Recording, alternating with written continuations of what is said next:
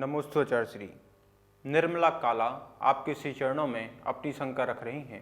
हे गुरुदेव, किसी भी वस्तु का पहले श्रद्धान होता है या पहले उसका ज्ञान होता है?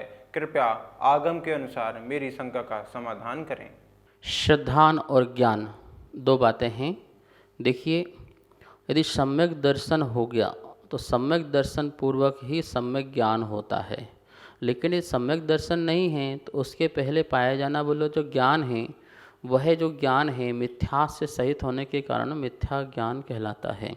अब एक प्रश्न यहाँ पे बने कि कोई अनादि मिथ्या दृष्टि जो है, अनादि मिथ्या दृष्टि जिसने आज तक सम्यक को प्राप्त नहीं किया, सम्यक दर्शन को प्राप्त नहीं किया, तो उसका ज्ञान कैसा है? मिथ्या ज्ञान है। और वो सम्यक को प्राप्त करेगा तो किसके बल से करेगा?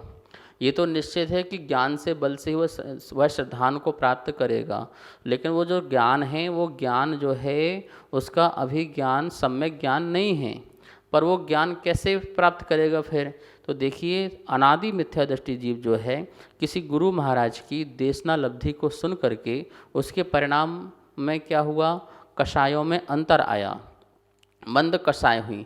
तो मंद कषाय के समय गुरु महाराज समझा रहे हैं या वो स्वाध्याय कर रहा है, उससे समझ रहा है, तो उस समय उसका जो ज्ञान है वो सामान्य ज्ञान है, सामान्य ज्ञान है। उसे हम मिथ्या ज्ञान भी ना कहें, हम उस समय उसके ज्ञान को सामान्य ज्ञान कहते हैं। और जैसे ही वह सामान्य ज्ञान के माध्यम से उसको श्रद्धान उत्पन्न हुआ, अभी मिथ्या दृष्टि है, ध्यान रखना, अभी मिथ्यात्व का उसका उदय चल रहा है, लेकिन मंद कषाय के उदय के काल में वह तत्व को समझ रहा है। जो समझ रहा है उस समय सम्यक ज्ञान नहीं है उसको, उस समय उसको सामान्य ज्ञान है। और जैसे ही उसको समझ में आ गया तो समझ में आते ही उसको सम्यक दर्शन हो गया। क्या हो गया? उसको सम्यक दर्शन की प्राप्ति हो गई। और सम्यक दर्शन की जैसी प्राप्ति हुई तत्क्षण उसी समय उसका जो ज्ञान था वो सामान्य ज्ञान न रह करके अब क्या बन गया? वो सम्यक ज्ञान बन गया। तो श्रद्धान पूर्वक ही ज्ञान जो होता है सम्यक ज्ञान होता है। जैसे किसी व्यक्ति ने बोला कि फलाना डॉक्टर जो है उसके पास जाओ और आपका स्वास्थ्य बिल्कुल ठीक हो जाएगा, ऐसा उसने कहा, तो उसको तो उसकी जानकारी हुई। किसकी जानकारी हुई? डॉक्टर की जानकारी हुई, पर डॉक्टर के प्रति भी श्रद्धा उत्पन्न नहीं हुई है, लेकिन ज्ञान तो हो गया ना कि हाँ फलाने डॉक्टर के पास जाना है, वहाँ जाकर के मैं ठीक हो जाऊँगा।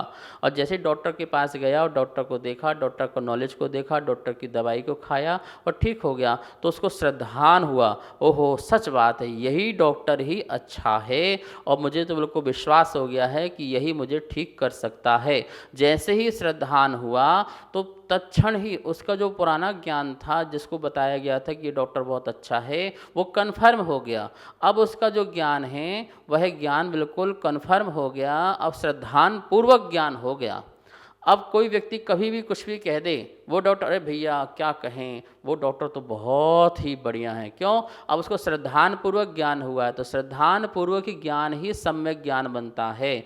लेकिन जब तक उसको श्रद्धान नहीं हुआ है, पहले ज्ञान जो हुआ है और समझने की कोशिश कर रहा है, मोक्ष मार्ग को समझने की कोशिश कर रहा है, धर्म को समझने का प्रयास कर रहा है, स्वाध्याय कर रहा है, गुरुओं के पास आकर सुन रहा है, बैठ रहा है, तो उसका ज्ञान उस समय वो सामान्य ज्ञान है, सम्यक ज्ञान नहीं है।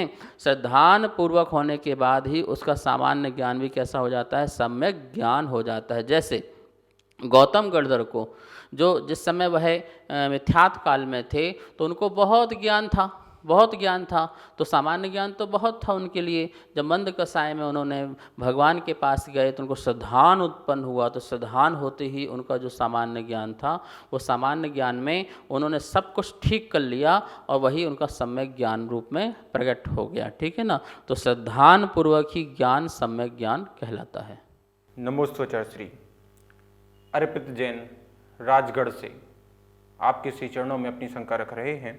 हे गुरुदेव, होली का त्यौहार आने वाला है और इस त्यौहार को हम सभी एक दूसरे के ऊपर रंग डालकर मनाते हैं, तो क्या है यह रंग डालना हमारे जैन आगम में है या नहीं? कृपया आगम के अनुसार मुझे जिज्ञासा का समाधान करें। होली का त्यौहार, देखिए होली का त्यौहार जैन आगम में कहीं भी प्राप्त नहीं है, क्योंकि ये घटना है और ये जो घटना है जिसके माध्यम से लोग होलिका दहन करते हैं, मतलब कि किसी बच्चे को लेकर के एक माँ जो है लेकर के खड़ी हो जाती है और लोग उसको जलाते हैं, तो ये जलाने का जो कार्य है ये महाहिंसा का कार्य है। और ये घटना कैसे भी हो, किसी भी संप्रदाय की हो, लेकिन हमारे जैन आगम में ये घटना हमें प्राप्त नहीं होती है। इसलिए इस होली का जो त्यौहार है वो होली का त्यौहार जैनों का बिल्कुल भी नहीं है। लेकिन यहाँ पर जो रंगों की त्यौहार की बात कही जा रही है, अपन उसको होली के त्यौहार से न लेकर के रंगों का त्यौहार, रंगों का त्यौहार मतलब रंग क्या होते हैं, एक दूसरे से मिलकर के एक नया रंग बन जाता है, एक रंग दूसरे रंग से मिलकर के एक नया रंग बन जाता है, मिलन का प्रतीक है। किसका प्रतीक है? मिलने का प्रतीक है, खुशी का प्रतीक है। तो यदि कोई खुशी के प्रतीक से एक दूसरे को गुलाल लगाता है, टीका लगाता है, तो उसमें हम मिलन का रखें कि परिवार मिलन, समाज मिलन, होली मिलन में किसको? एक दूसरे से मिलने का मिलन। लेकिन वो जो घटना है, उस घटना को लेकर के यदि आप होली त्यौहार मनाते हैं तो वो तुम्हारे लिए मिथ्यात्व है, ठीक है ना। लेकिन यदि आप प्रतीक स्वरूप में भैया रंगों का त्यौहार है, आपस में खुशी मनाना है, बच्चे खुशी मना रहे हैं, परिवार खुशी मना रहे हैं, तो वो आपकी बुराइयां दूर करने का जो परिणाम है वो उसमें कोई प्रॉब्लम नहीं है कि हमने एक दिन सबके लिए सॉरी कहा और कोई किसी का बुराई नहीं है। बोलते हैं बुरा ना मानो होली है, तो इस दिन हम किसी का कोई प्रकार का बुरा ना माने, किसी की गाली को, किसी के गलत कार्य को, उस सब को क्षमा करते हुए, अपने आत्मा को साफ करते हुए हमने उसमें रंग पोत दिया। जितनी बुराइयां थीं उसमें हमने रंग पोत दिया कि भैया अब हम सब एक हो गए हैं। देखिए जब होली में क्या करते हो, एक दूसरे को रंग लगाते हो तो कौन कैसे हो जाते हो? एक से हो जाते हो। कोई पहचान में थोड़ी आता है, चेहरे में पूरे में लगा दो ये कौन है, ये कौन है, सब कलरफुल दिखते हैं, ठीक है ना। कोई पहचान नहीं पाता है।